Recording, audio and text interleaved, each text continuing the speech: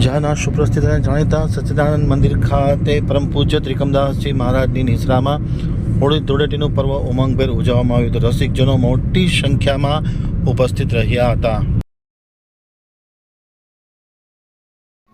અંજારમાં દર વર્ષની જેમ આ વર્ષે પણ હોળીના ધાર્મિક પર્વ આસ્થા સાથે ઉજવાય તે હેતુથી આજરોજ અંજારના સચ્ચિદાનંદ મંદિર ખાતે શ્રી રાધાકૃષ્ણ ભગવાનને રસિકજનોએ ફૂલો અર્પણ કર્યા. અંજાર સચ્ચિદાનંદ મંદિરના મહંત ત્રિકમદાસજી મહારાજના સાનિધ્યમાં રસિકજનોએ વિવિધ પ્રકારના ફૂલો સાથેની હોળીમાં ભાગ લીધો હતો. રાધે કૃષ્ણના નાદ સાથે આ પર્વ ઉજવાયો હતો. ભક્તજનો રાધે કૃષ્ણના નાદમાં ઝૂમી ઉઠ્યા હતા. બપોરે મહાપ્રસાદની વ્યવસ્થા પણ કરવામાં આવી હતી. સાંજે ભગવાનના સાનિધ્યમાં મહાઆરતી કરવામાં આવશે.